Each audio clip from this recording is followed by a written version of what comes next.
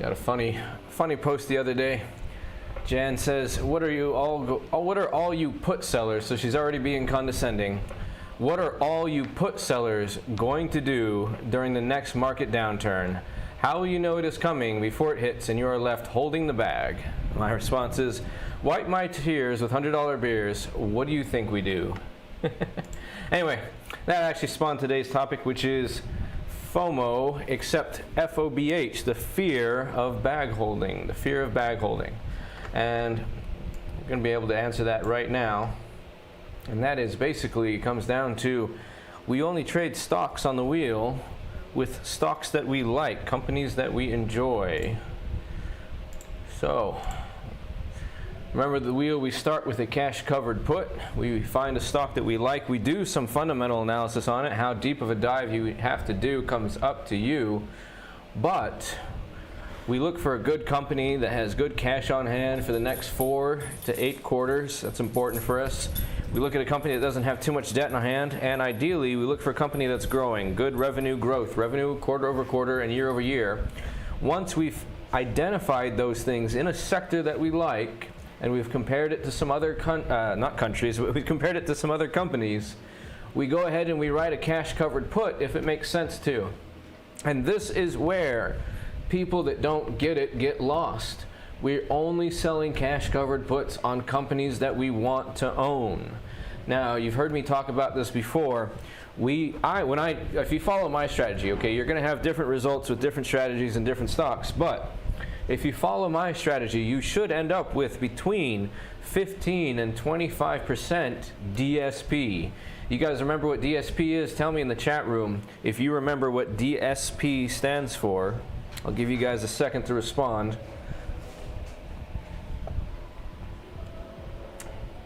Okay, and I'm going to keep going here. DSP stands for downside protection, your downside protection. So we can figure that out pretty easily. Let me jump in the Tastyworks here and I'll show you. And we'll pick, let's pick a fun stock today that I've been losing money on. We're going to talk about Kodak. All right, and let's go 30 days out. Well, closest is 28. Let's go ahead and pretend that we're going to sell the $5 strike, and it's currently trading at $6.95. Oh, come on there, Mr. Computer. Why is it not highlighting? Oh, I'm clicking the wrong thing. I've been doing that before. Anyway, there we go. And I'm also on the wrong side. There we go. Okay, so actually, let's go ahead and decide we wanted to sell the $6 put on Eastman Kodak, currently trading at $6.90. Well, what is our downside protection? Figure that out. We are going to figure out our break even, and that's pretty simple. We take $6, which is our strike, and we subtract our bid. Kester says disodium phosphate. Probably. But our break even price is going to be $5.69. If you want to skip the calculator and you're using Tastyworks, you can see it right here as your max loss. Just pretend there's a decimal 2 places over and you end up with $5.69. Well, now that you have your break even, you can figure out your downside protection, because we do this as a percentage. We take $5.69 and we divide it, by its current trading price of $6.90. Now you can either figure out in your head or you can invert it by -1. And then you're going to figure out you've got 17.5% downside protection. And what this means, especially for all of you guys worried about FOBH, fear of bag holding, what this means is that even if the stock crashed, the sector crashed, or the market crashed, you would be either safe as long as it doesn't drop below 17.5%. So say it drops 15%. Say the whole sector of pharmaceuticals and chemicals supply that Eastman Kodak is involved in, as well as cameras now, were to suddenly drop 15%, well, guess what? You're still going to make money because you had 17.5% downside protection. Now let's go ahead and assume that the market really crashed and that your stock dropped 20%. Well, guess what? If you were to buy and hold this stock, you're going to be negative 20%. But because you started with a cash covered put, you're only going to be down 2.5%. And getting back up, getting back to profitable after a 2.5% drop is very easy for volatile stocks like we're dealing with. We're automatically dealing with a volatile stock, which means when the market goes back up, this is going to go back up more. When it goes down, it's going to go down more. That is the quote-unquote beta risk, or the beta that you're dealing with, okay? And that actually works for us, not against us, because of our downside protection.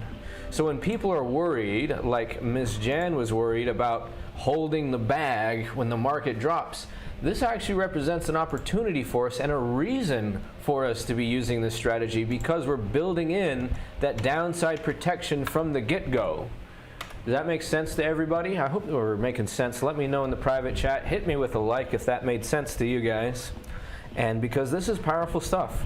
This is what saves you from being stressed out and losing sleep over it, because you know, actually, if the market were to go down 20% and I had a 17.5% downside protection, I want to be clear, this actually is a good thing. Now, I want to be extra clear. It's not good if it goes down 40% and I had 17.5% downside protection.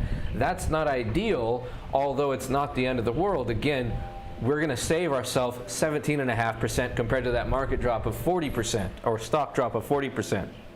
Okay, that's going to be harder to climb back from, but it's not the end of the world, and we're going to be 17.5% closer on the way back up. And that actually multiplies out, because as you know, when you're subtracting percentages, the most you can subtract is 100, but when you're going up to get back, you know, let's say you had a $100 stock and it dropped $50, that's 50%. Well, to get back up from 50 to 100, it doesn't need to go up 50%, it needs to go up 100%, okay? It's much harder to go back up again. But when you do this, you're saving yourself 17.5 down. It's kind of like saving yourself 35% on the up. I don't know if that makes sense to you guys. And that's not absolute math. That's just sort of, you know, giving you guys like something relative to compare it to. But here's the really beautiful thing about this. That actually can lead to certain situations. Excuse me.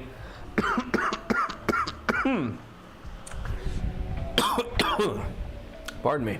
That can actually lead to certain situations where if you were selling the put, okay, and you're waiting your 30 days, by the way, let's go ahead and do the math on this. If we were to get 31 cents out of $6, okay, we'd be locking in 5 and a sixth percentage rate in ROI.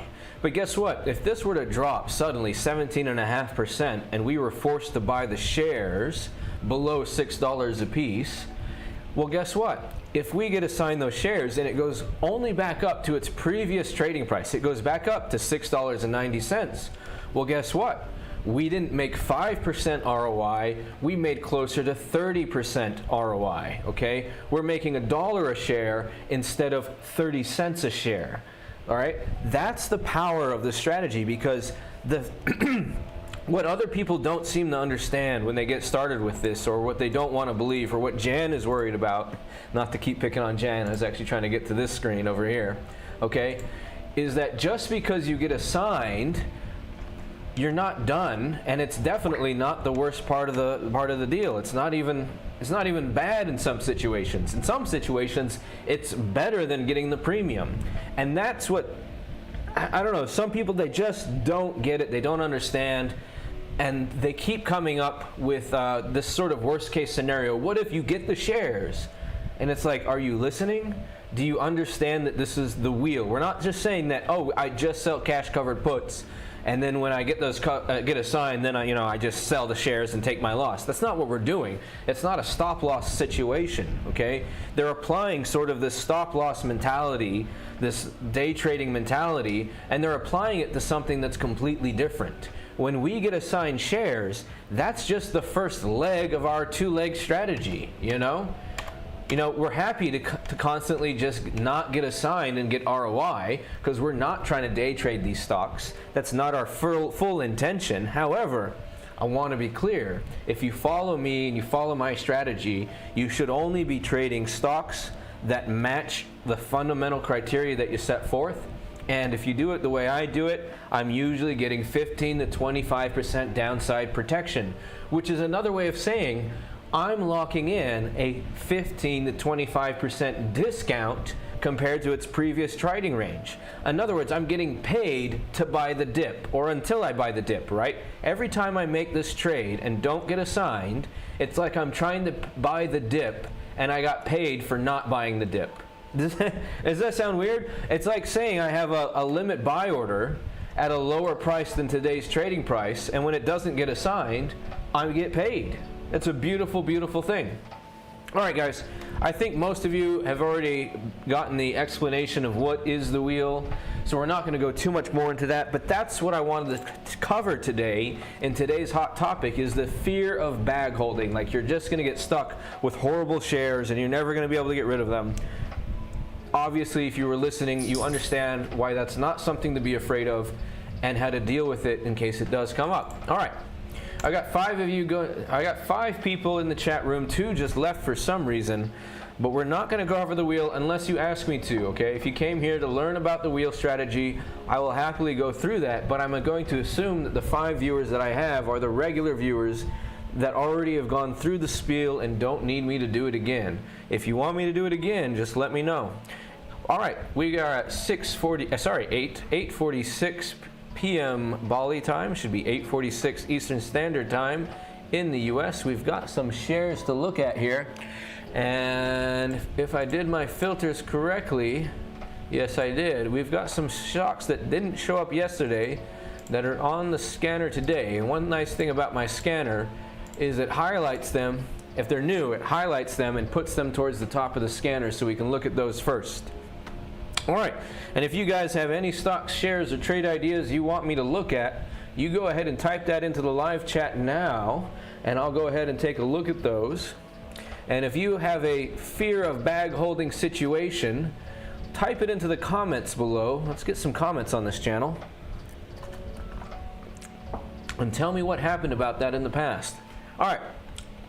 We're taking a look at Genius Brands International. This company shows up on my stock scanner off and on about every quarter. They are a content and brand management company, creates and licenses multimedia content for toddlers to tweens worldwide, offers Rainbow Rangers, an animated series about the adventures of 7 magical girls, Llama Llama. I don't know anything about this, actually. I thought this was something different unless they changed. Space Pop is a music and fashion-driven animated property. They're in STEM-based comedy adventure series. Warren Buffett's Secret Millionaire Club.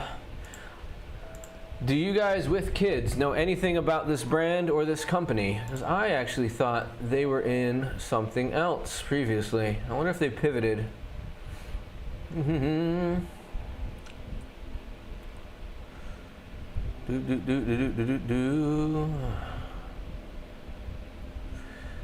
You know, I wish there was a way to get the news but filter out these class action lawsuits that these lawyers are always going for public companies. It must actually be really tough to run a public company and constantly be dealing with lawyers who are trying to scrape out some SEC ruling to get money out of your company. Anyway, let's see, moving on. I mean, we can basically do the math on this. They lost a lot of money in June 2020 after COVID hit. That is friggin' huge. Anyway, excuse me.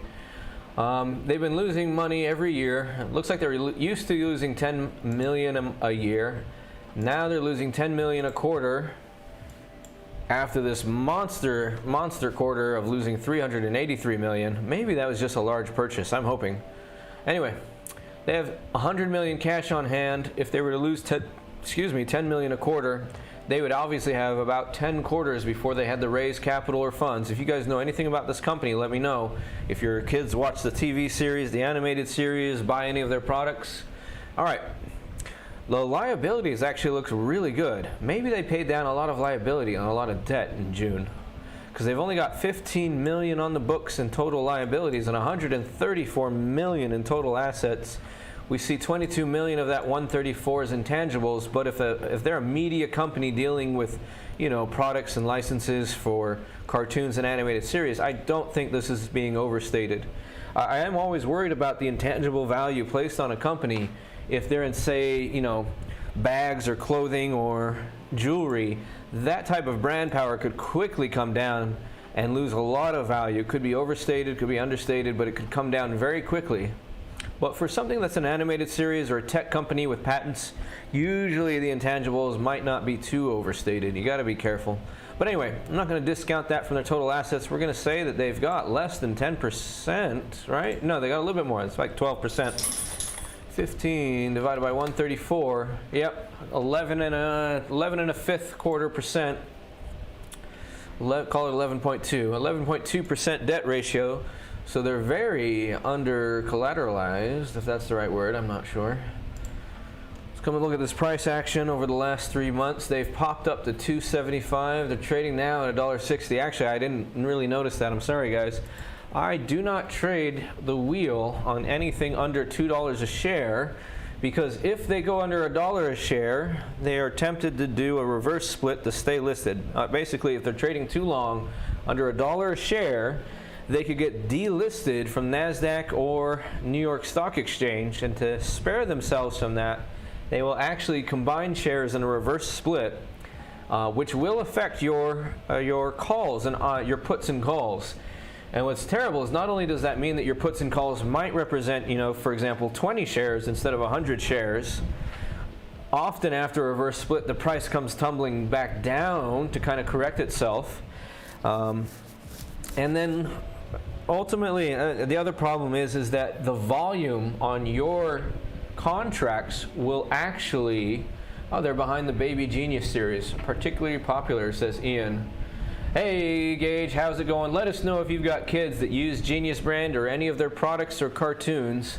All right, we're talking about reverse splits and how that affects your stock options. The problem with the reverse splits on stock options is your options then get segregated to sort of a dying pile, and the open interest and volume on your options will actually go down because they represent something completely different in the market. It's sort of this weird scenario. So I do not like to trade any stocks under $2 a share, maybe even under $3 a share, and certainly not under $1 a share or getting close to it like we are here with Genius. Genius is at $1.60 a share, right? Because I don't want to deal with losing the open interest and the volume on those splits. And then also, typically after a reverse split, we see the price spike up, and then I guess retail traders or somebody sees that as an opportunity to start selling. They think that the shares are higher, or maybe they just start selling because everyone else is going to start selling, and which obviously both those situations causes the price to tumble. Now, the earnings do come out May 17th. If you had some serious affinity or knowledge about this product and you felt like it was really good long term, let me know in the chat room. I just don't have any kids yet. And then because I wanted to say that the debt ratio is actually okay. The amount of cash on hand versus the run rate, the cash that they're burning each quarter, is okay. So those things from a fundamental standpoint look okay. The revenue quarter over quarter looks good. I mean, they obviously came down a lot, and now they're back up again. So not really accurate numbers, long term for revenue quarter over quarter. You might want to go back and look further at that. You might not want to trade through earnings. But this is a company that repeatedly shows up on my wheel scanner. I just don't have any knowledge or affinity for the product. Maybe I should look into it deeper at some time. All right, Gage asked a question, and we actually covered this on Wednesday, but I'm happy to do it again. What's your opinion on credit spreads? Before I answer, does anyone remember that can summarize it for Gage in the live chat what my opinion on credit spreads were? I'll give you guys a couple seconds to talk about that.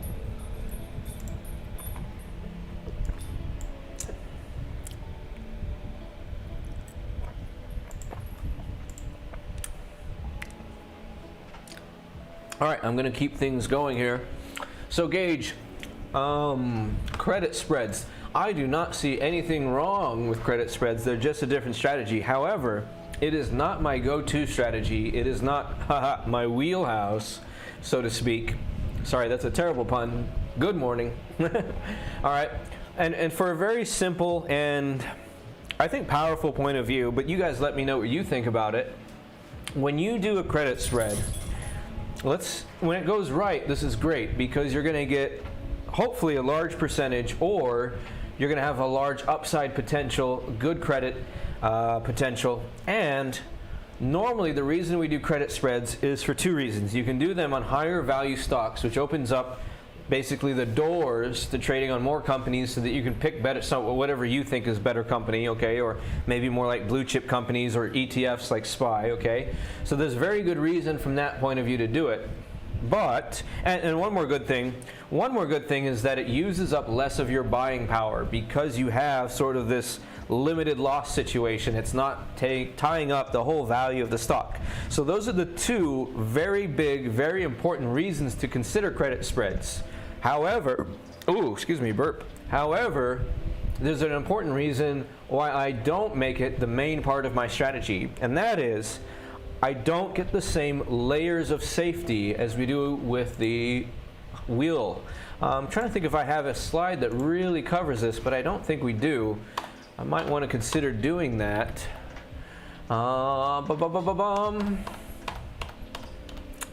Maybe we can talk about this. Anyway, basically it comes down to, Gage and everyone else that's listening, is that when you do the wheel, you're setting up layers of protection, layers of ways to get back your money and to be involved with the stock. When a credit spread goes wrong, most of the time you're either rolling forward to try and correct it, which may or may not work, or you're simply taking the loss and you never take possession of the shares. Now there's lots of different credit spreads and there's lots of different spread strategies, so I'm being very general here, but most of the time you're not trying or not going to take possession of the shares. And some people might consider that an advantage, and I consider it a disadvantage. If we're only doing trades on companies that we like the fundamentals, then owning the shares should not be perceived as a bad thing. Okay? So when we fail, or when you could say when the first thing goes wrong in the wheel, is you take possession of the shares. Well, as I just talked about, and you missed it, Gage, but it's okay. You can watch the replay from the beginning. Okay? Excuse me as I regain my train of thought. Oh, excuse me. Basically, what happens, by the way, I've had a very productive day. I feel like my brain's a little bit racked. I actually went to the beach and basically dictated an entire ebook into my phone, which we're going to have transcribed and made into a trading book for you guys. And that was at least, probably it took me about 6 hours, 3 hours in the morning and 3 hours in the afternoon, and after a massage, I could not form a coherent sentence. So I do apologize. But, layers of safety. When you're dealing with when you take possession of the shares. Yes, that's where I was going. Sorry. When you take possession of the shares, you actually set yourself up for a situation where the price of the shares could rebound and you can make more than you would have getting monthly premium out of it. For basically like this, right? We sell the cash covered put, we know what our downside protection is, we know how much premium we're gonna get. If you follow my strategy, you should be getting 15, 20, 25% downside protection on the shares that you trade. If you do that and it gets assigned to you, that's also basically like saying you got a 15, 20, or 25% discount compared to its previous trading range. And you should be very comfortable with this, because if it just rebounds just back to its previous price, you will actually collect that amount in appreciation.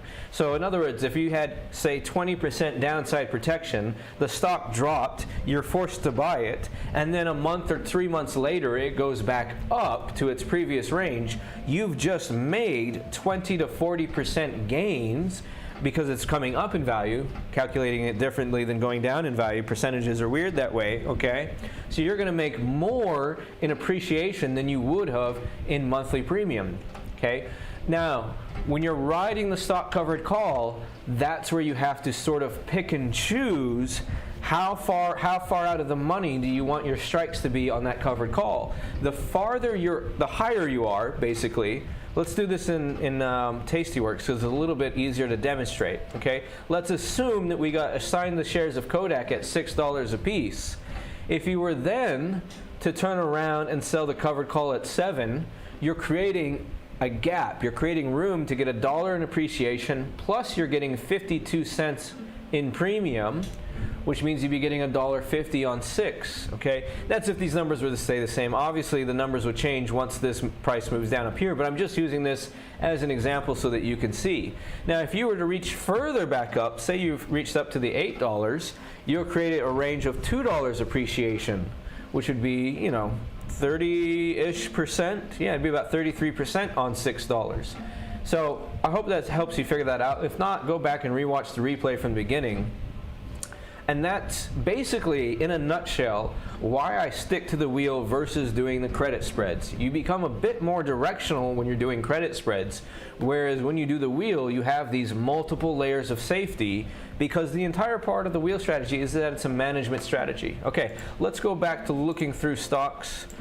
Fossil is one of these companies that again shows up on my scanner about every couple of months. It looks like they don't have any earnings coming up soon, unlike pretty much every other company that we've been looking at. Came out May 11th. No, coming out May 11th, so still coming out. That's unfortunate. I'm just not big on the watch sector, and I don't really understand. Basically, it's just not a sector that I care about, all right? Watches, jewelry, handbags, small leather goods, and wearables. I know other people care about it. I used to want a Fossil watch. But as I get older, even I guess actually when I got my 20s, I just stopped caring about glittery stuff on my body that weighs me down. I kind of like wearing as little as possible. Not that you guys need to know that. All right, but they're currently losing $4 million a quarter. They were positive, and negative, and negative, positive, positive, negative. They've been negative for the last 3 years, 2020, 2019, 2018, losing $3 million, $52 million, $96 million. They're actually ramping up their losses. But they made almost 16 million in September 2020. They do have cash on hand of 315. They can afford to lose money for quite a while. But here we look at their liabilities to debt, and we're going to see a high amount, not a super high amount, but we're going to see a pretty high amount of intangible assets as they value for their brand of their jewelry, handbags, etc., that could fall out of favor at any time, really. So we take 1038 just to go through the numbers here. This is all about teaching you guys. We can see that they have 70% debt on the books. This means that they're not going to be very favorable with the banks. So if they need to raise cash, what are they going to do? Let me know in the chat room. Excuse me.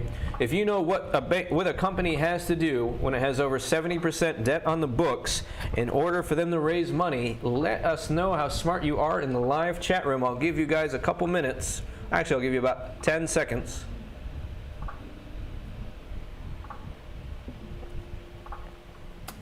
All right, that's about 5. That's about long enough, okay? Well, if you answered that they are going to issue shares and dilute the shareholders and cause the price to go down, you answered absolutely correct. Now, this is even worse by the fact that the intangible asset value is about 10% of their total assets. And if Fossil were to become unfavorable for whatever reason, the CEO could say something bad, they could use something bad in their leather hand goods, or just fall out of general fashion as people hate leather handbags or something, right? This intangible goodwill brand value is going to drastically drop very quickly. So that's why we don't want to get involved with that, because of the debt, and the debt's actually higher than it looks because that intangible asset is not solid value. It's not solid value. If it was patents on an important technology in oil drilling or something, then that would be solid value, or some important part of the internet or search engine. Obviously, Groupon has a lot of insider ownership. I didn't realize how much institutional and insider ownership Groupon has. This is a company that got absolutely huge, very popular, and then they basically ran out of room to grow. They sort of died off like a fad. I'm saying FAD, by the way, in case that has any clarification needed. All right, they're losing 11 million, 22 million, 287 million. They've just turned profitable this quarter, but if you guys remember, Groupon used to be really popular for finding amazing deals at new restaurants. Then they sort of became they kind of became popular with all restaurants and I guess live activities, coaches, gyms, that sort of stuff. And then they sort of they ran out of room, they ran out of growth, they ran out of momentum, and then they just sort of became sort of like a cheap knockoff Amazon type of store where everything was being sold. People ran into all types of problems with their Groupon of like gyms and trainers going out of business and trying to get their money back. And, you know, I bought a ton of Groupons that I just never used, and so obviously I lost favor with the app. So this company, geez, I don't have to do the math on that, but I'm going to go ahead and do it. So anyway, this is a company that could have been huge, and then they just sort of, I don't know, fell on hard times or whatever you want to call it, and they just didn't correct themselves. They have 92% debt on the books. That is literally the highest I've ever seen without going over 100. I've seen companies that are insolvent, but that is the closest to insolvent I've ever seen. If I was a shorting man, shorting is so hard because you have to time it, and as the stock goes up for whatever reason, you have to keep putting in more and you keep feeding the beast. If there was just some sort of negative stock that you could buy and hold forever and not get margin called on, I would short Groupon because of their debt ratio. I would just short it. But I'm not in the shorting game, so we're just going to leave it alone. Aurora, we've talked about this actually on Wednesday. Canadian company, they are very profitable actually. Let's take a look at this again. Okay, they're negative. I was going to say that number was confusing me because it was in red. 2020 they lost 3.2 billion, or you could say that they invested 3.2 billion. Depends where the money went. The liability is 632 versus 2007 so that was good. Debt asset, and now they're making, is this, oh no, okay. It's because of the width, it's not showing, it's showing the negative sign above it because of this, oh, it's because of the CAD, right? It's because of that extra characters that's in there. All right, Ian says the trend is still upwards, question mark. Are you talking about Aurora, or are you talking about, what was it? We were looking at Groupon. Because I think you were right. I think there was an uptrend on Groupon. Yeah, you can see here, June 2020, very clear uptrend, very, very clear uptrend on Groupon. Yeah, and this is actually, Ian brings this up, this is a great example where technicals and fundamentals do not align, and you could really get caught. I think you could really get caught on this one if you were to look at the technicals here and end up ever owning shares of Groupon long term and get caught with a massive downside risk because it just doesn't have good fundamentals, and yet for some reason it keeps getting pumped. And you know what? Here's the reason. I mean, I'm not saying this is the reason. I'm just saying this is what you want to look for. If you look at this much institutional ownership, this much insider ownership, if you add that together, that's about 86%. And that's a lot of insiders. That's a lot of CEOs, CFOs, and upper management that are actively working very hard to pump the company, make it sound fantastic, get it out there, keep that share price happy and going. But when those guys start selling, okay, we got the CEO, he might be exercising his options to get shares at $4 million worth, $5 million worth, et cetera, et cetera. We're not seeing the sales yet, right? And there might be a excuse me, if they've gone public in June 2020, they are going to have some lockup period. And, you know, if they're doing what's best for them, not best for us, but best for them, they're going to pump that stock as high as they can go. Then after the lockup period, they are going to dump, and sell because they know how much debt they have on the books, whereas the average retail and trader probably doesn't even look. They're too busy looking at these technical charts. Oh, look at this cool technical chart. It's got a blank Bart Simpson pattern, and they don't even realize the company is 92% in debt. 92. I mean, they're basically insolvent. They're one sneeze away from going insolvent. One quarter and boof, they're gone. Ian says, too many red flags for me. Exactly. And that's part of our system, right? We very quickly look at their cash on hand versus their run rate, and we look at their debt to liability asset ratio. And if it doesn't match what we want, guess what? We got 9,000 other stocks to go look at. All right, we're gonna go take a look at Aurora Cannabis. We looked at this the other day. I hate to say that I'm not the perfect trader, but I've used up most of my buying power in my wheel account. Actually, I have used up all of it. I have two wheel accounts now. One was designated for a separate purpose, but it's basically become the secondary wheel account. So I might not get involved with this. Excuse me. Oh, I forgot to turn my video camera on so you guys can see me. Boop. Hey everybody, this is Buddy from Bali. I don't know if you can see it, I'm a little bit burned from being at the beach twice today. Took my dogs to the beach in the morning to write my book. I was going to do it from my office, but there was a rice farmer tilling the field. It wasn't too noisy, but it was just a little distracting, so I decided to go to the beach, which was an excellent choice, as that spot on the beach had maybe 5 people that you could see total. None of them near me, because I don't like talking and recording into a microphone when I might be disturbing people, basically. All right, let's keep looking. But I got 3 hours in the morning and 3 hours in the afternoon of good quality content. We're going to get that transcribed, and then eventually we're going to get that made into a book. If you guys want it, you guys let me know. Oh, okay, we went through the new ones, right? We went through Genius, we went through all 4 of these. Let's go down to our tried, true, and trusted. We got Mara and Riot. Let's take a look at Bitcoin and what it's been doing.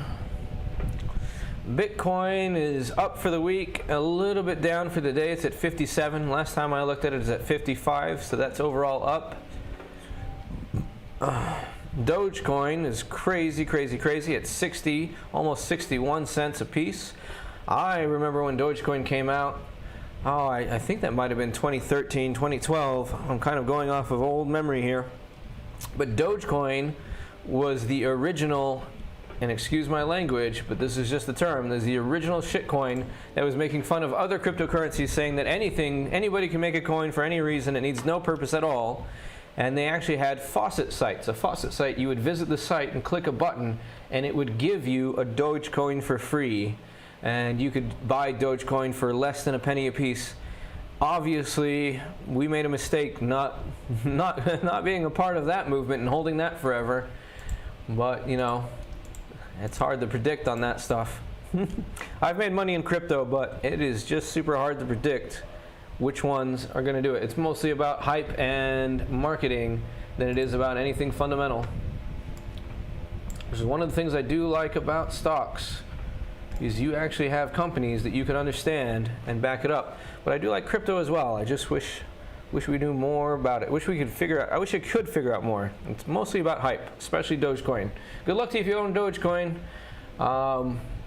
Elon Musk is going to come out tomorrow in your time on Saturday Night Live. It's probably going to pump the price of Dogecoin, but everyone who's buying Dogecoin now might be a victim of buy the rumor and sell the news.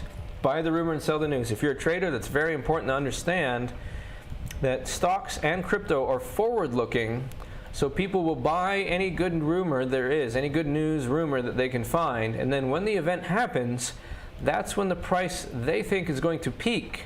And so they are going to start selling to cash out, because it's just not going to go up anymore. There's no more good news to keep it going. And that's why when you see good earnings come out and good catalysts happen, that the price can actually go down instead of going up, because it's not based on it. Stocks are forward looking, not backwards looking. So once the event has actually occurred, it needs more good news to keep that price going up. It needs more good rumors. So if you're in Dogecoin, that's my warning to you. Be ready to sell, not buy, after that Saturday Night Live Elon Musk appearance. All right, we've got CODX, which is a co-diagnostics company. I actually like this company a lot, but they were major pumped like a lot of companies were. Oops, clicked the wrong thing. They were majorly pumped like a lot of companies were for COVID. So I'm going to see if they've come back down and then stabilized to see if I want to get involved with this. It looks like they have. This might be something that we can actually make a trade on. Look at that. See? We got March. March is just outside the window there. All right. We see that up to March they were kind of at a normal steady level of $3 a share. Excuse me. Then they popped way up to $21 a share. I was actually selling puts here on the way up. Unfortunately, it would have been better to just buy and hold. Then they came back down to $8.60, and then they jumped back up to $17 as they pumped some sort of news about some sort of vaccine that they're working on, even if they have no chance of bringing it to market because they're a diagnostic company, right? And then you just see a pump and dump and pump and dump. Now the question is, are we at a trading range that is safe and normal for this company? Look at that. That is absolutely crazy.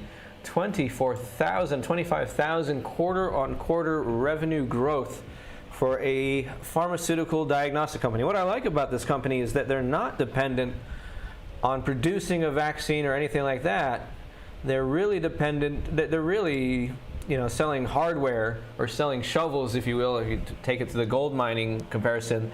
They're selling shovels to miners, not trying to mine gold themselves. Yes, look at this. This debt ratio is nice.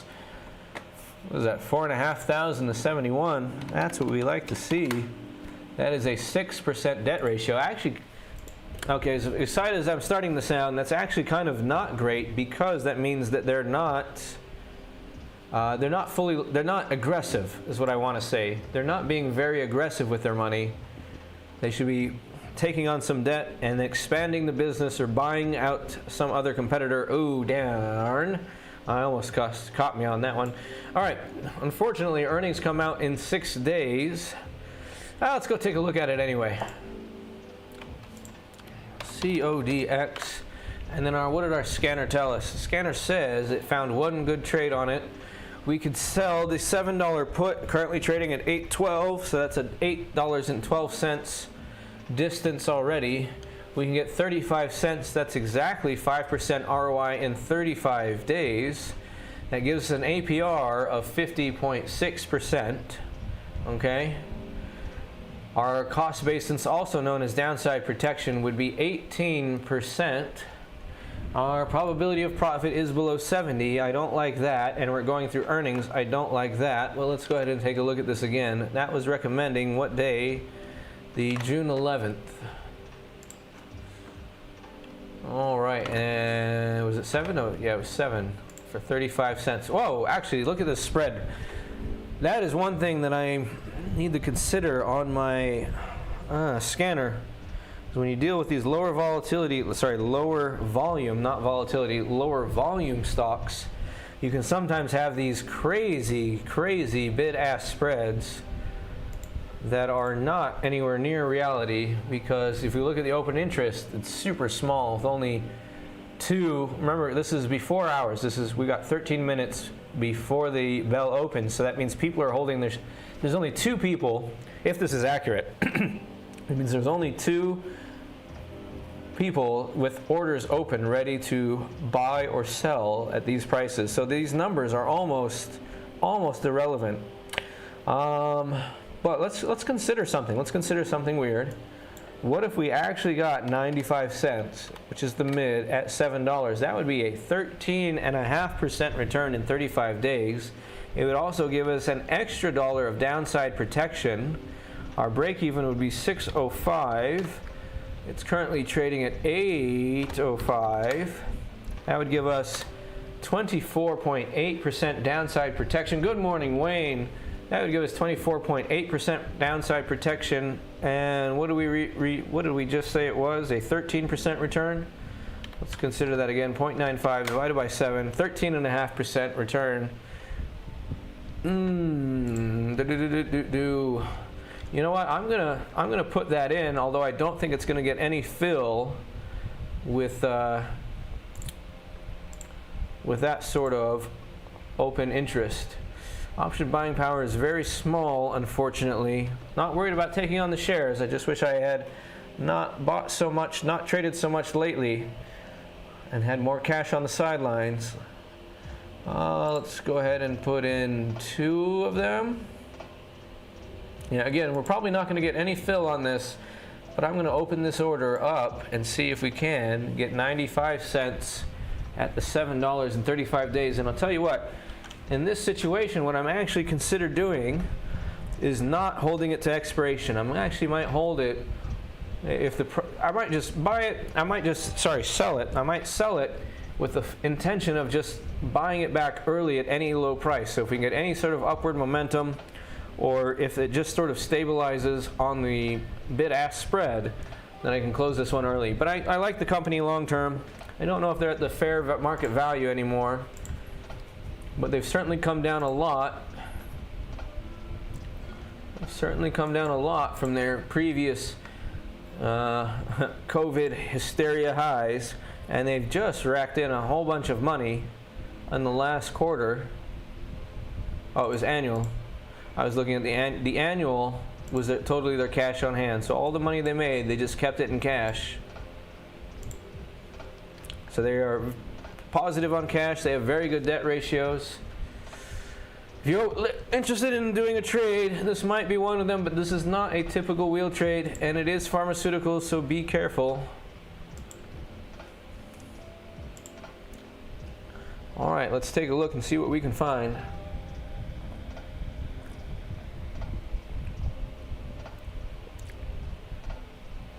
This might actually be one that you would consider doing a credit spread on. The bid-ask is so crazy though, and usually when you're doing a credit spread, by the way, you're trying to close early, so you want the open interest to be able to do that. This is not something that you're going to have guaranteed open interest on. S-Fix, Stitch Fix. Let's take a look at that.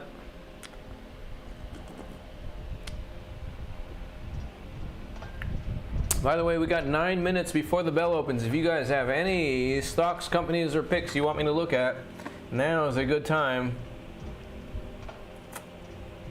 Wow, they were $98 a share in January, and they are all the way down to 39. So I'm not going to trade on this until we see a few, maybe a week or more of uptrend. Revenue quarter over quarter looks healthy, 11%. Institutional ownership is super high at 94%. That could be a bunch of institutional owners dumping then when the share price gets too high.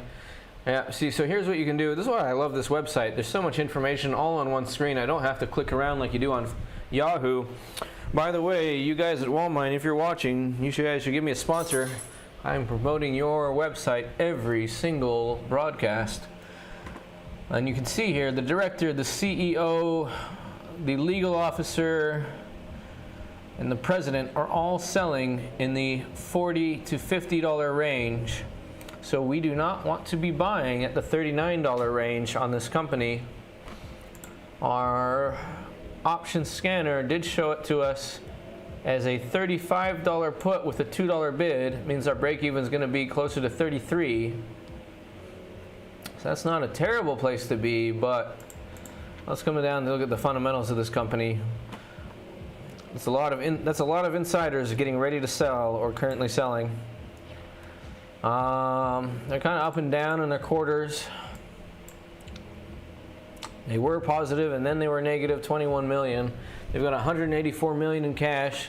They've got over 6 quarters in cash on hand. They're at 50, almost exactly 50% debt ratio.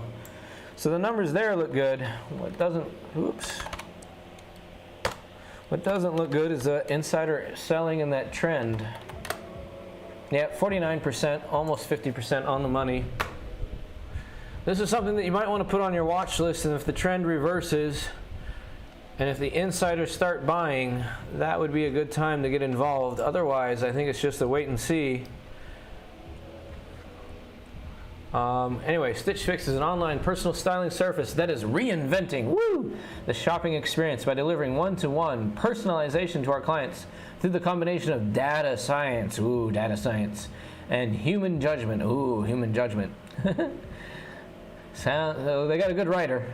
Anyway, since then we've helped millions of women, men, and kids discover and buy what they love through personalized selections of apparel, shoes, and accessories curated by stylists and algorithms. Yeah, that sounds like hype. But let's check it out. Good morning. We got 8 viewers. Some of you have come and left. We've got 7 likes. I like that you guys are liking my likes. Wait, that sounds weird. If you haven't liked it yet, go ahead and make sure you hit that like, subscribe, bell, and share button. I know it's a lot of buttons. Thank you, YouTube. That way, not only do you help this channel grow and we reach more people, but obviously it helps you see any videos that we put out show up in your YouTube newsfeed, basically. This is something I haven't done for a while for you guys, is if you can come to these smaller companies, you don't really see these on the big companies sometimes, and look and read through their investor pitch deck, just like you were a VC investor, to figure out the future of this company. What are they going to do? How are they going to grow? Etc., etc. Hey Wayne, let me know. We got 5 minutes before the bell opens. If there's any stocks that you're looking at, always interested to know what you're working on. Although yours are a little bit more blue chip and small premium than I like to touch most of the time, but I'm always keeping my eyes and ears open.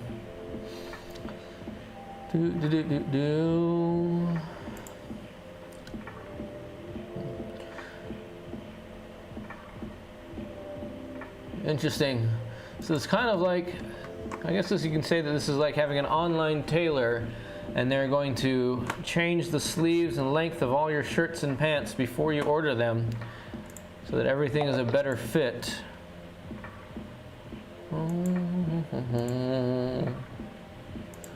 It's a good concept, but all the insiders are selling. Discretionary spending might still be low with COVID and Yellen telling everybody she's going to raise the rates soon.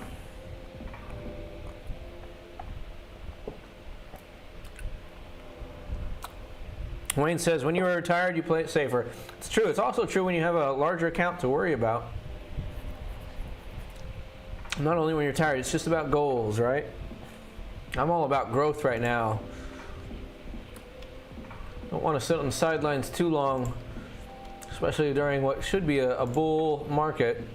And if the market turns more sour, might switch that mentality and go more safe and less growth. Got a nice deck here. Anyway, this is something that you should do when you have more time. We've only got 3 minutes before the bell opens, but I wanted to see what I could see on this company and whether it was worth adding to a watch list. I'm probably not going to. I don't know.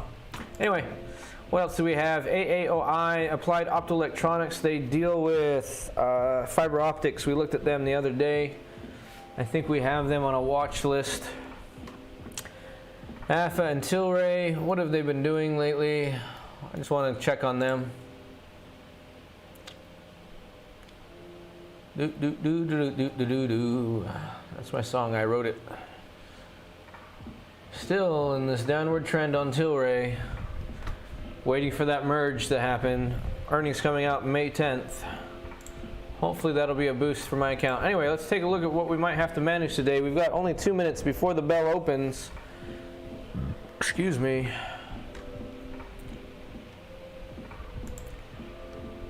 Why is the other Brad picks not showing up? It's weird. All right.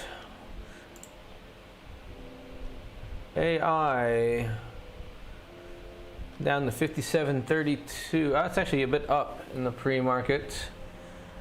All right. Guy says market has finally normalized. Shorts are totally working. Wayne says F3's upgrades Tilray to buy, says pot stock can soar more than 60%. Jeffries upgrades Tilray. That's fantastic. I like the sector and I like the premium that I was getting on Tilray. And the merge seemed like a good thing for me. GRWG, we're up a little bit in the pre. Anyway, let's take a look at this. ARCG keeps sliding down. That is unfortunate for me. Well, I might end up owning the shares, which isn't terrible. Can always hold ARCG for 5 years. ETF not going to go anywhere.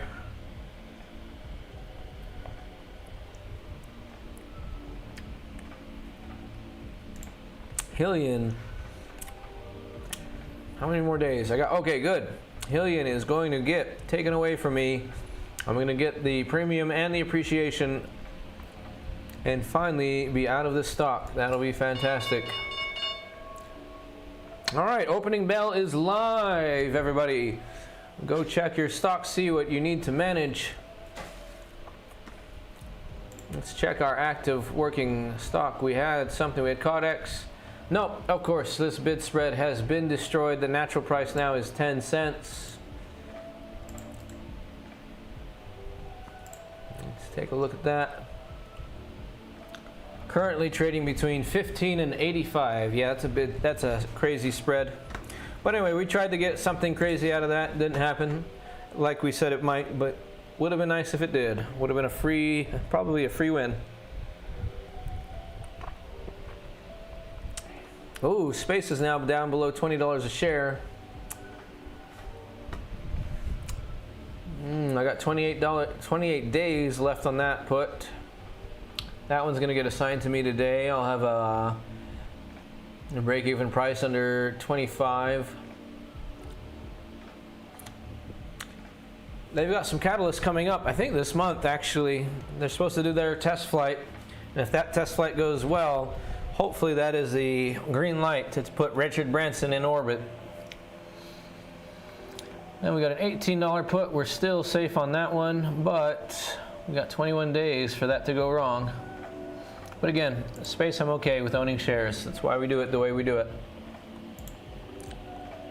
Sage, that's turned out to be a great play. Still very far out of the money. Right, we've got a 32 and a 20. The 32 is getting a little close. But that would just equal 200 more shares if we get put to us on that. And the 20 put is probably going to expire very worthless. Plantronics, makers of headsets for call centers. We sold the 35. Still, now we're at the $40. That's probably going to expire in the out of the money for us, which is good for us. That'll be $200. Mara, 17 and 29. Those are going well for us. We've got 21 days left. I can probably not.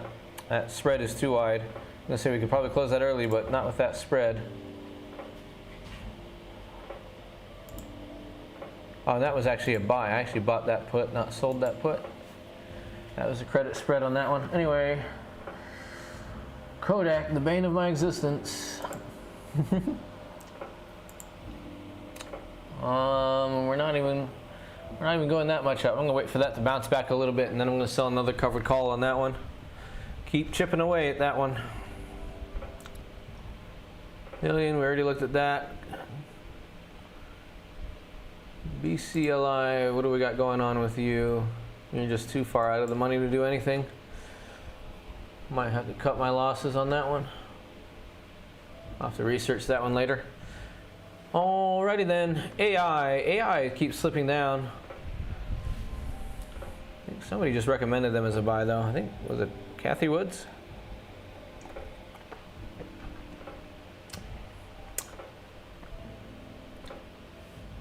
Looks like our 65 and 60 puts are going to get assigned to us. I have a credit spread on that for some downside protection in case it were to really fall, but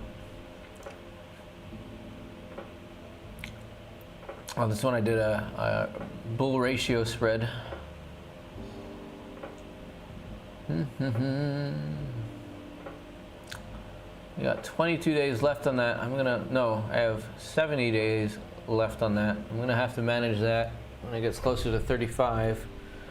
Whereas the $65 put, that's probably gonna get assigned. We'll look to roll it next week maybe. All right. 9:34. I've had a busy day. I'm starting to feel a little bit tired already. You guys let me know if you have any stocks, puts, any opportunities, setups, or even just general questions. I'll also take questions about travel and living in Bali and living overseas. If you guys want to know anything, cost of living, cost of food, travel, lifestyle, stress and worries, Not everything's perfect in paradise, although it's pretty close.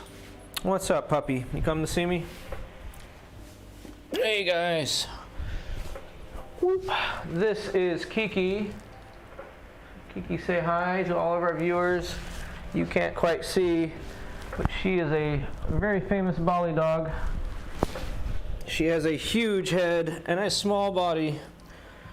A lot of the local dogs must have been mixed with like Shiba Inus or something, or corgis. They must have been mixed with corgis, because you get these very small dogs that look like full-grown labs, but with super short legs. And Kiki's kind of like that. She has an extra large head. She's so cute, I had to adopt her. There is a lot of, unfortunately with COVID, we've had a lot of dogs get left behind as people return to their country. So there's a lot of dogs available for fostering and adoption. And I have two wonderful, sweet dogs. Got very lucky. Of course, I foster them, so I cancel the luck. If they were bad dogs, I'd send them back and get a different one. I foster them before I adopt them. Always play it smart. I need to just change the color on these and put, because I'm never making trades on these. Boop, ba-doop, ba-doop, ba-doop.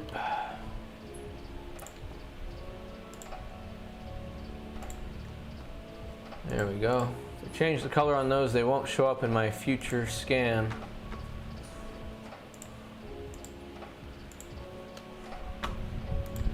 I save red mostly for oil companies and other companies I don't want to trade on. Jumia, AMC, Fossil, Genius. Alright. Let me work off screen here for a little bit, because we had some companies to go back and review after earnings. What are you doing? You want up there? Here, I'll help you, puppy. There you go.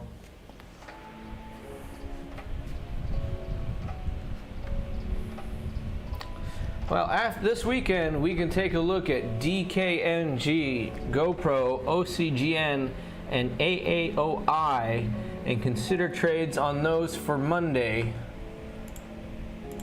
We had a bunch to look at, a bunch of earnings coming out tonight.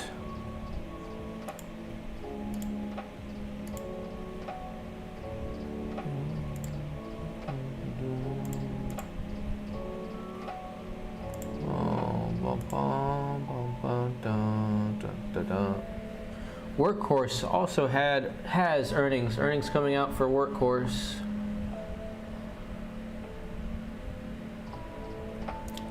Next earnings that we need to look at is May 12th, GRWG.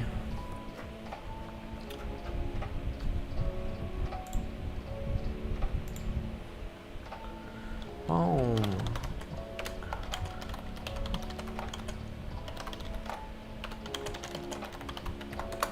Alright guys, you guys let me know if there's any questions that you guys have, and let me go ahead and create an invite for our Discord channel. Thank you guys for watching live.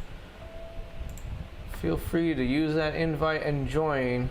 Stay a part of the group, share your ideas and strategies, and we sometimes give free reports inside of our Discord channel for trades that we might not talk about on our live show. Alright, especially if we get them on a Tuesday or Thursday when there is no live show, we will put them in the Discord channel instead.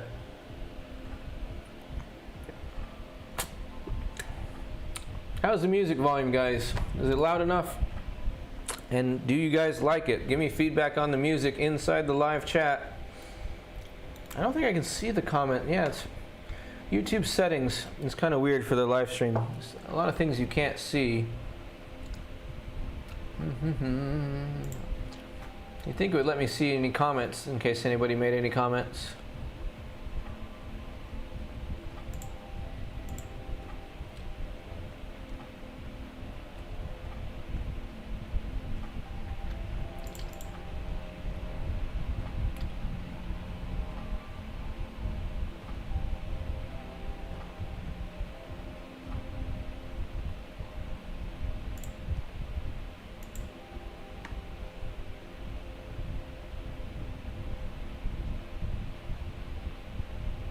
Do.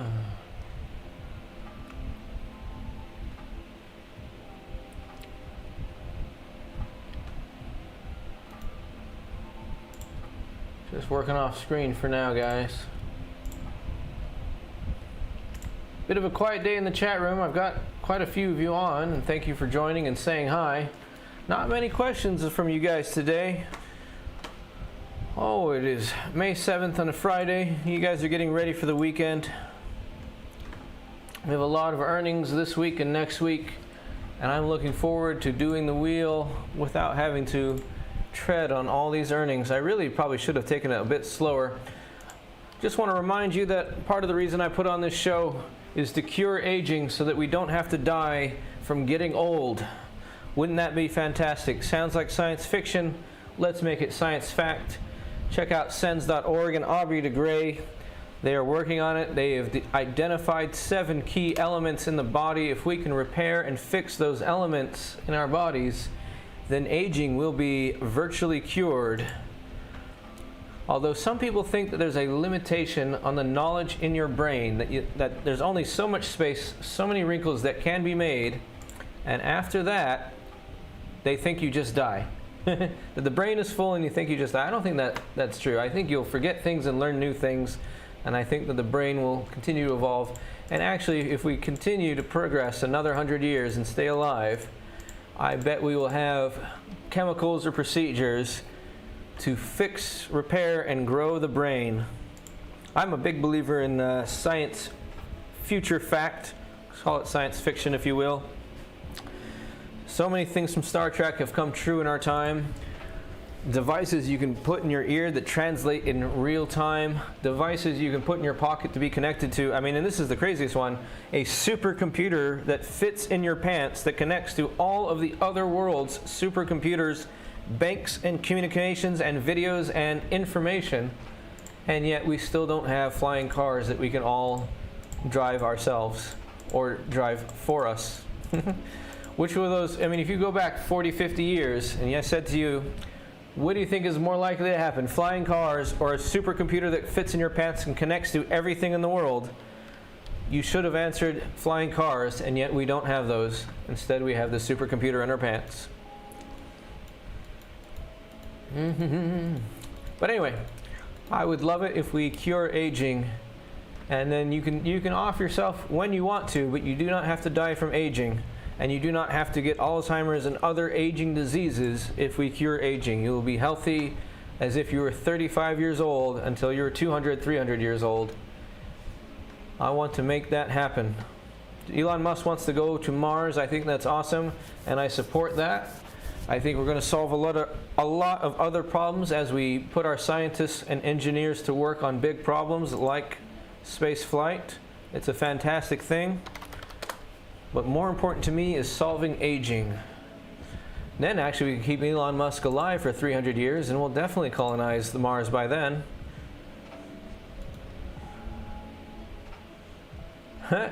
Now Elon Musk is saying cryptocurrency is promising, but please invest with caution after he's been pumping Dogecoin for a month.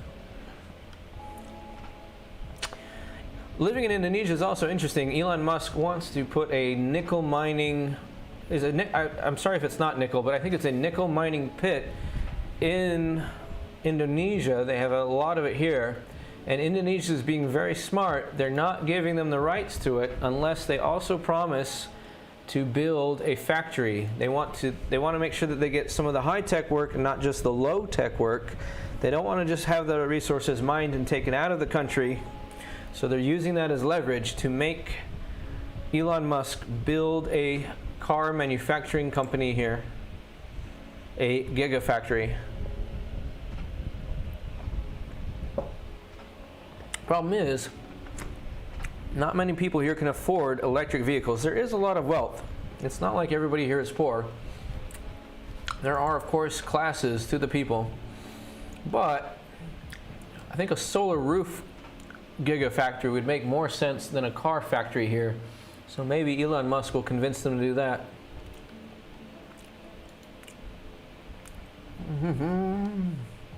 PayPal is surging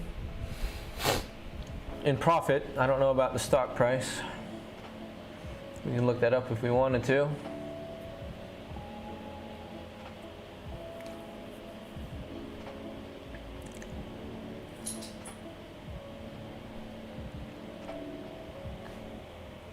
What is your...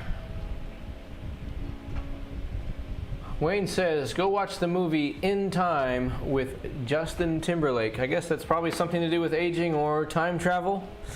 If you're recommending it, I'll go watch it. Although something starring Justin Timberlake doesn't jump out as me as high quality. Not that he's a bad person or anything. It's just not what I would expect.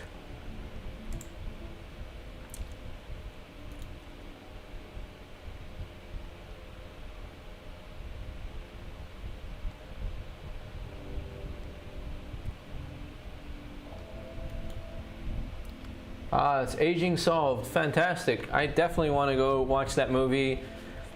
And maybe I'll try and get some friends. We've been trying to do a movie night. We actually haven't done. I don't think we've ever done a movie night together.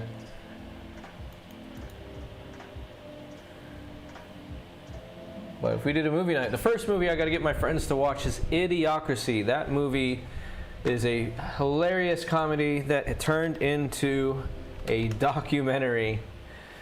It's one of those things that I want all my friends to watch, just especially so that we can quote it and reference it. Because everyone that's seen it knows what I'm talking about when I say it. It always brings a smile to people's faces, and it's a great reference movie.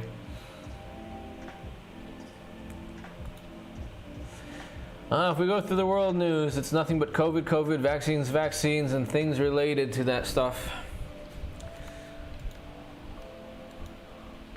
Myanmar's shadow government forms People's Defense Force to protect civilians. Crazy what's going on in Myanmar. Living in Thailand, especially on the northern border, is very close to Myanmar. There's a lot of... Myanmar's also called Burma, right? I want to be clear about that in case I'm getting it wrong. I'd be terrible. Yeah, Myanmar, aka Burma. Living in Thailand in the north, we're very close to the Burmese border, and a lot of the workers, a lot of the food staff actually come from Burma and are they're refugees. They're refugees. They don't have full citizenship rights in Thailand, and they also, it's not safe for them to go back to their country. And so they end up working a lot in the food service in northern Thailand. And Burmese curry, by the way, is absolutely fantastic. Burmese curry might be better than Thai curry. Most of the Thai curry I had, even in Thailand, and I'll tell you something. Actually, a lot of the Thai curry you get in Thailand, it is cheaper, but a lot of it will use water instead of coconut milk, and I didn't like that. But the Burmese curry, oh my gosh, it was absolutely delicious. If you guys ever get a chance to try Burmese food, try some delicious Burmese curry. It is 9:48 a.m. We've got 12 minutes left on the show. I'm happy to answer any of your questions. And remember, of course, to like, subscribe, and share. Sharing is very important. We're a brand new channel, basically. We're only a couple months old. We've just started doing these live streams for about a month now. Sharing the channel is one of the most important things you can do to help us grow and keep this channel alive. And if you're attending it, then obviously... And I do want to say that I really appreciate that, especially you guys, you regulars. You guys make it worthwhile to keep doing this, you know? It makes it a lot more fun, and I do appreciate your time, because I'm giving you guys a lot of information, but you guys are giving me your time, and the only other thing I ask that you give me is a share. Share this with your friends and family so that we can keep this growing and make it worthwhile. Let's check the news for stuff about Tilray and other companies. Actually, let's take a look at what I need to check the news on the most. Probably GRWG and AI. I never see any relevant news for AI. Let's take a look at this. See, I hate these clickbait link articles where AI stock sinks as market gains, what you should know. It means they haven't put in any relevant information in the headline, which probably means there's no relevant news, and it's just normal price action.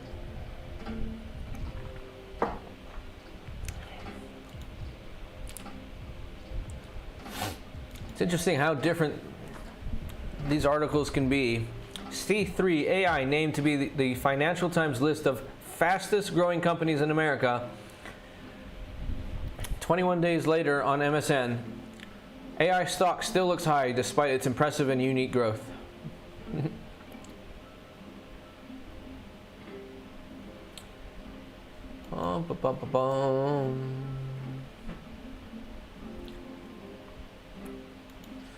Yeah, no big relevant news so far, but let's take a look at this. It's just an article written about price action, talking about analysts. Yeah, I hate these Zacks articles. They're nothing but clickbait. These Zack articles are written by a bot. There's nothing super relevant in these at all.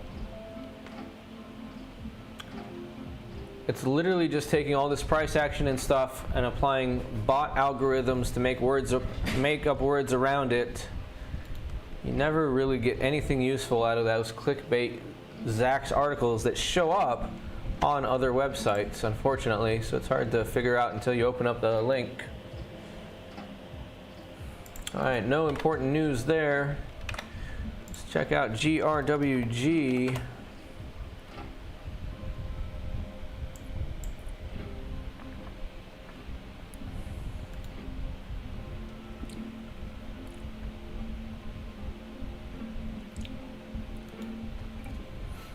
That was the big news that I like. They're going to enter Mississippi's medical cannabis market. Might not be that big of a news, but more relevant than just price action.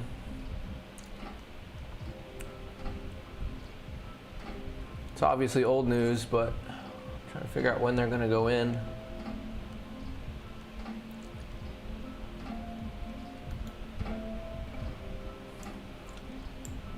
GrowGen has 53 stores. Colorado, California, Nevada, Arizona, Washington, Michigan, Rhode Island, Oklahoma, Oregon, Maine, Florida, and Massachusetts. Interesting, I didn't know they had one in Florida.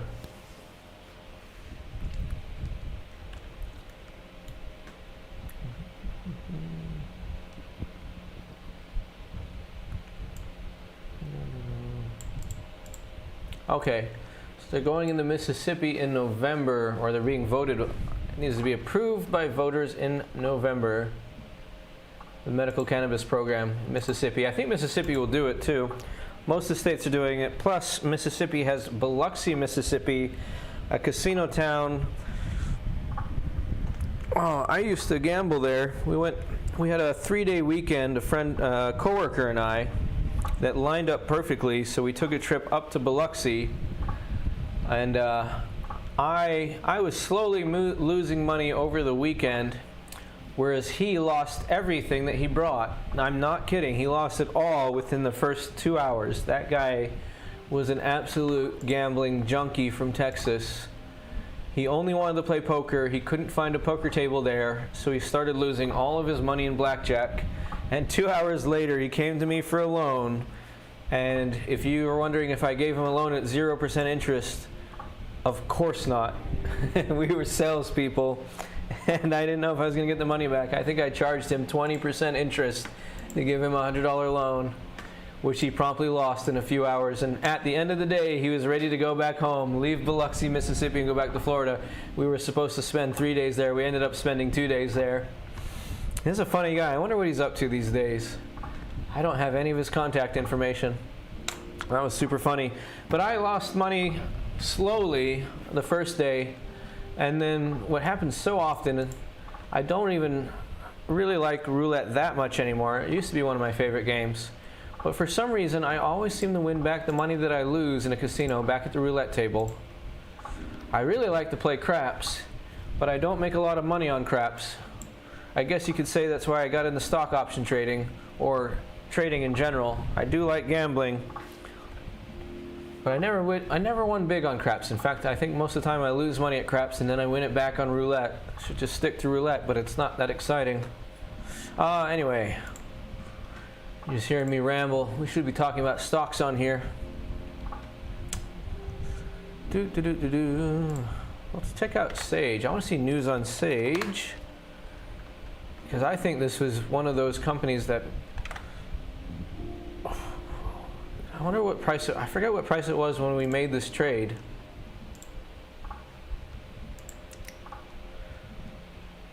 Woo! Hey Guy, if you're still there, check out the chart on Sage. I think you told me you don't do anything in this sector, but look at this hook here at the bottom.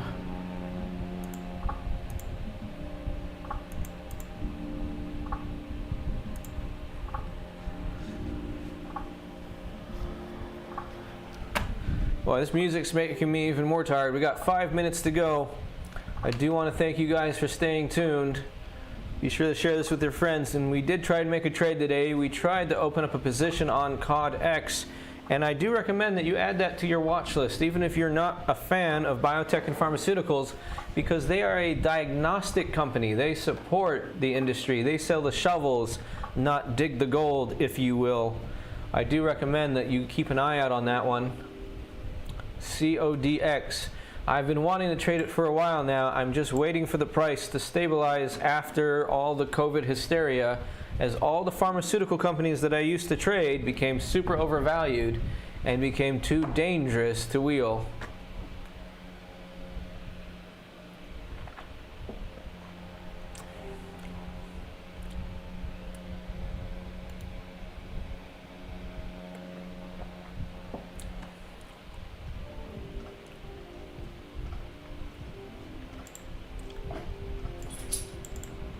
Alright, I guess there's too many other things with the word Sage in it on the Google News. I'm going to have to use Sage Healthcare.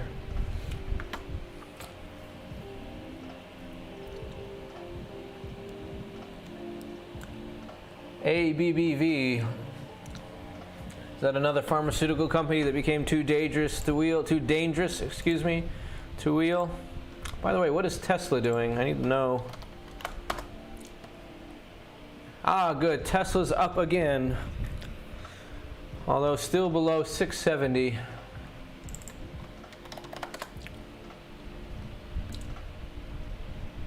Wow, that is a huge upward trajectory on ABBV.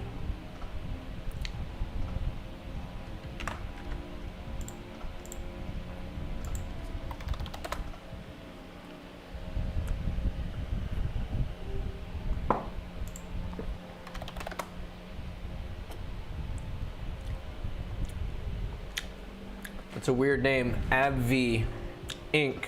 Pharmaceuticals. Yeah, and all their insiders are selling. Their insiders are selling at 108. Executive Vice President, Senior Vice President, U.S. Commercial Operations, Chief HR Officer,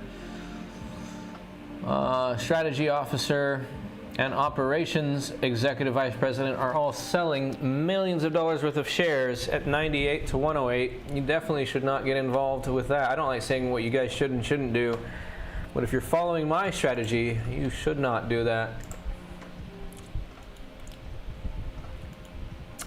May 6th, yesterday, Sage Healthcare announced they are buying a 1,000-bed Henry Ford Village for $73 million in a bankruptcy bid.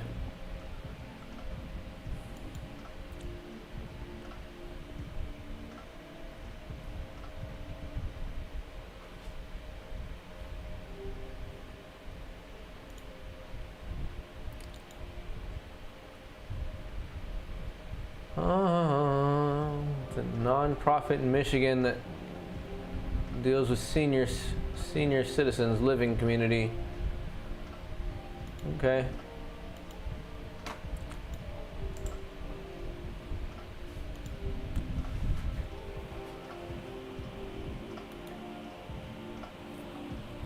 $9:59. Getting ready to sign off here, boys and girls. I do want to say how much I appreciate you coming, hitting those like and subscribe buttons, and sharing, of course, but also for giving me your time. I said it before, but I say it again because I mean it, and it's true. You guys make this channel fun. If I was here by myself with no live chat, I probably would have given up a long time ago. But knowing that you guys are in the chat supporting me and interacting with me keeps it going, because I do want you guys to get rich. I hope you guys know that, and it's true. I want to help you get rich because it also improves my learning. It's going to help me make money, but I'm also going to set myself up to have fantastic friends with the money to change the world and make it a better place, or at the very least to come to Bali, hang out with me. Next week we're going to take a nice 3-4 day vacation. I think it's 3 days. We're going to take 3 day vacation down to another part of the island, and we're going to rent. I think we're not driving the boat, but we're going to charter a boat and do some parasailing, some flying fish, and probably a donut ride. They have, I really want to try this someday, they have that water-powered rocket board thing, but as I've found, my current weight and my current ankle strength make me very unstable on any boards, surfboards, or anything similar to that. What did I try to do the other day that I couldn't really do? Oh, paddleboard. Paddleboarding was way harder than I thought it would be. Super unbalanced. It's basically just a canoe without the walls. It's almost amazing that anybody can paddleboard on those things. But with my ankle strength, it was pretty much impossible. I got about maybe 5 paddles before falling off the front or the back, and I tried multiple times. I only had one good run of about 5 or 6 solid strokes with the paddle before falling off and using it as intended, like a canoe, and not obviously as other people use it by standing up on it. Clearly I'm the one doing it right and they're doing it wrong. Anyway guys, I do want you guys to get rich if that's what you're after, or at least to become comfortably wealthy so that you can free yourself from any job that you might hate or any location that you might hate and live the life the way that you want to live your life. And I do want to say it's important that when you continue your trading career and trading education, Wayne says he has cash secured puts on Oxy, OXY. Let's check that out. We've got a couple minutes before I want to sign off, and I just want to continue saying, oh, petroleum? You're going to do petroleum? I mean, you'll do petroleum. I know, I don't trust it. Anyway, I'll take a look at it, but I normally don't do anything related to oil, gas, and petroleum. I think you said you do midstream or something like that. But I want to say something, one more thing that's important for you guys.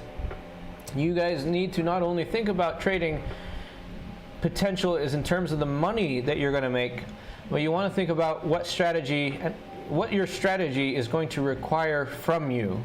Okay? You need to match the strategy to your goals, and that includes both your financial goals as well as your time goals. If you were to become a day trader, okay, you should be trading.